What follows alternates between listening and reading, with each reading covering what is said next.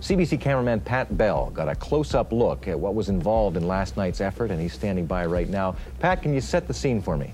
Well, first of all, Kevin, I should point out these men on the North Shore Search and Rescue teams are all volunteers. Pat Bell arrived late one night, a young cameraman from CBC, and wanted to go in the field. And this was a very challenging call. It was snow, sleet, miserable.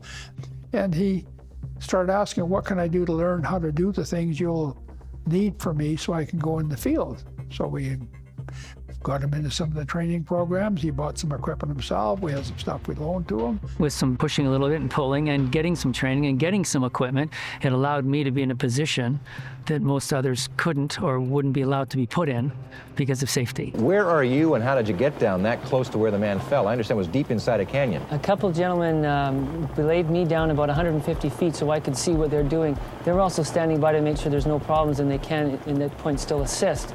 And if, in fact, there was a problem, they were very close by. But the big thing was respecting that the SAR manager or the person in charge. And if they could secure a subject and know they could get you down the cliff safely and get you out again, then fine. But you just can't run amok in the middle of a rescue or a search, because you could become part of the problem. Pat, terrific close-up look at what goes on, and we thank you for that. It was wonderful to be part of it. One of the things that Pat did, and I think it's become a signature that anyone who interviews us now does, is a tag at the end that asks the question about, what do you think the person's learned about this? What do you think might have prevented this from happening? A lot of this could have been prevented if a trip plan was in place, and that educational tag that's at the end of almost of all our pieces now. He taught us the media can be very instrumental, not only in prevention, but also in coverage and awareness, which then drove the funding. You ask who North Shore Rescue is, it's because of video and interviews and pictures and scenarios and people thanking. If you don't see that, you don't get the funding. I thank everybody who helped save my life. Thank you very much. North Shore Rescue has had a very close relationship with the traditional media for a long time.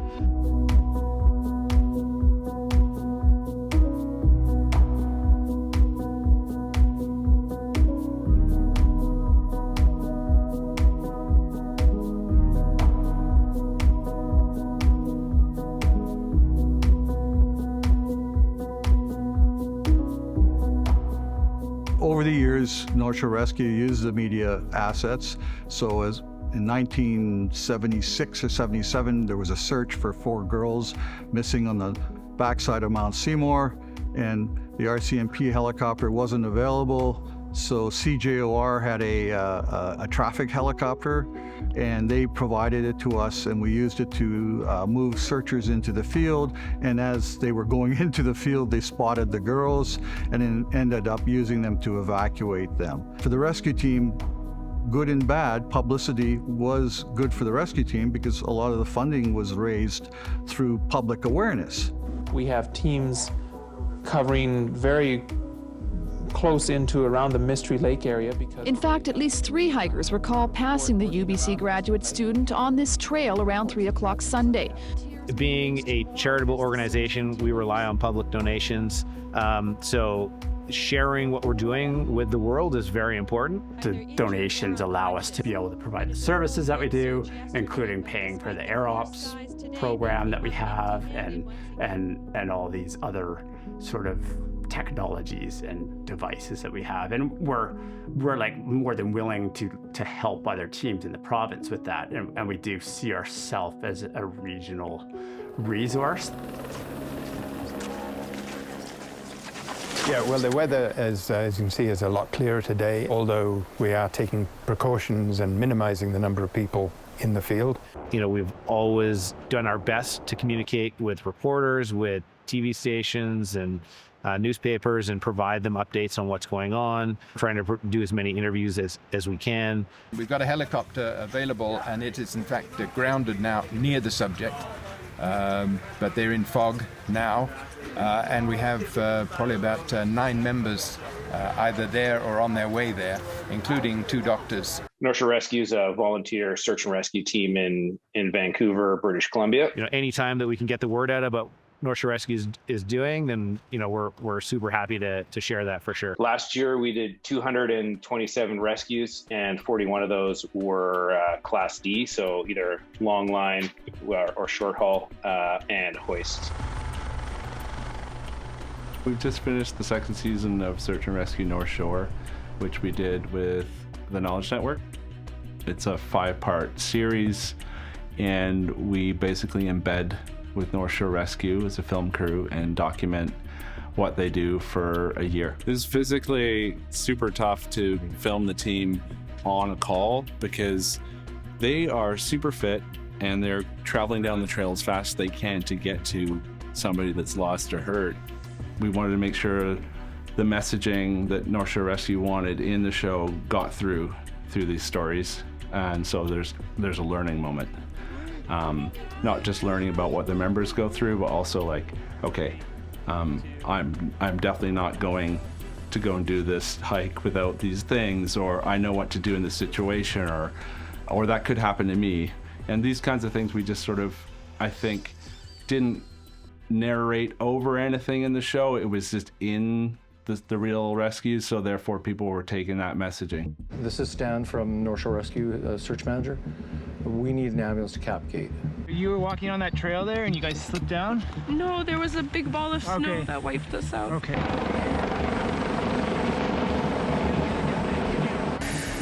This call is a reminder that even late in the season, the snowpack can be dangerous. These 2 are very lucky to have cell service to get that call out. Communications was very difficult with them. Usually subjects are less injured than reported, but this time it was the opposite. To be honest, I thought the team was a bunch of professional rescuers, but then what I realized the team actually is really passionate, outdoorsy people that do training to become professional. And that's a big difference, because then you're there out of not a job, but like as a passion. Okay, yep, we're ready to raise. That's up. Up. Yeah, that's up, Kelsey, up. Good, that's perfect. Before I could even say anything, the whole thing sloughed out from underneath us, and then I heard him. I started calling out. Search.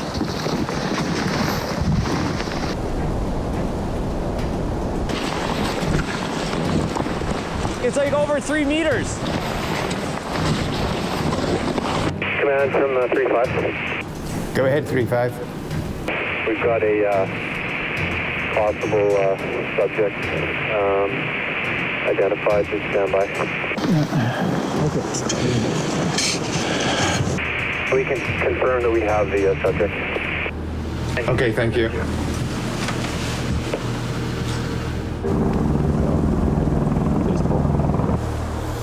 We have to remember at the end of the day that we're people too with families. We got one guy out, and that's good, and we provided closure for a family, and that's good. It doesn't take away from the fact that a human life was lost. We wanted to show the true emotion of what it means to be on the team, what members go through. We didn't want to shy away from anything, and a lot of that, I don't think the public knew that they were dealing with. And these are volunteers.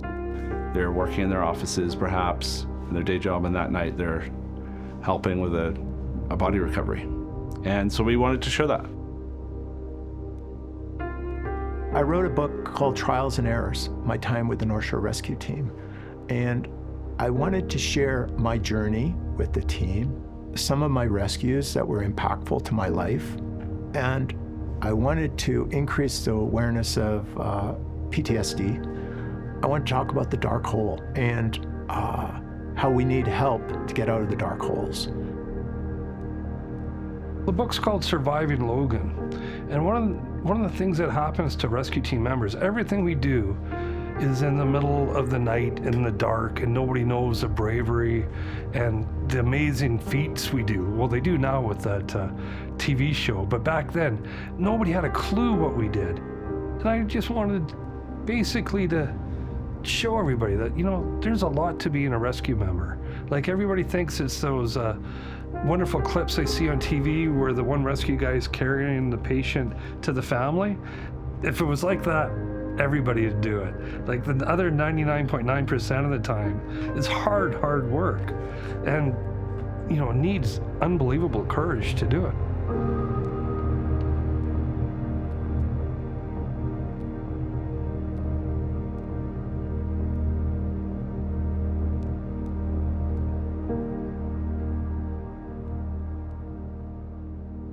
It's been the genesis of my other projects.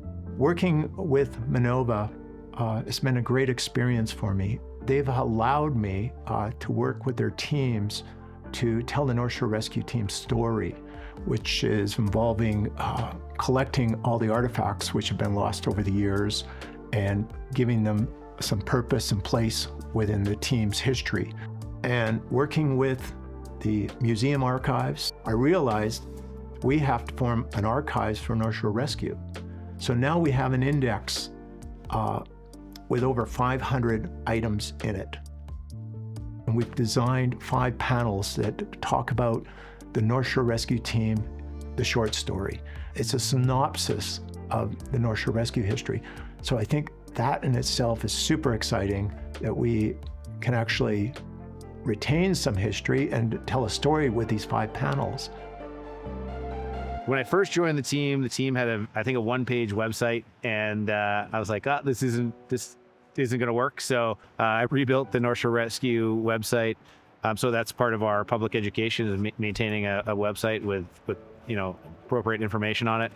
And then when social media started, we were one of the first teams to get involved in Facebook and Instagram. And I think we got criticized a little bit.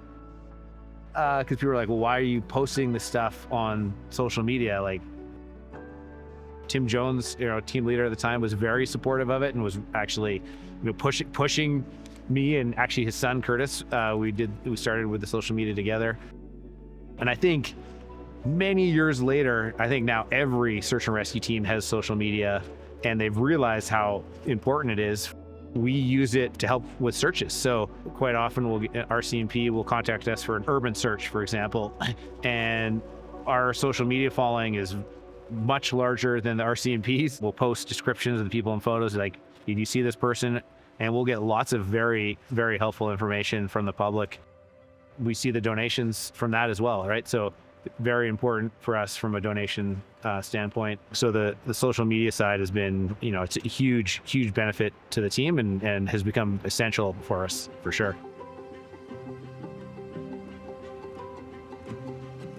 You can be good today, but if you make a mistake or you're perceived to have done something inappropriate, it can destroy your reputation. So we work very hard to keep ourselves as squeaky clean as we can be. There's a lot of stuff that has to be thought of. We've been in accident. That is the most valuable thing that North Shore Rescue has, is our brand. North Shore, East Star Fox, Tennessee, medevac, westbound 5000 for the Lions. How you make people feel. And when people think about North Shore Rescue, people have positive thoughts and feelings. And that's the only reason that we exist, is because the public, people, individuals, plus corporations, plus the government will support us, provide us funding. This is Sean, this is our doctor. Hi, we're here to help you out. As well as approve us for night hoisting, et cetera, et cetera. So that brand is essential. The ultimate goal is that have a safer environment and have the individual to be safe to go out. And if something happened, God forbid, they know that there is a team that they can come up and help them. Yeah, that's up.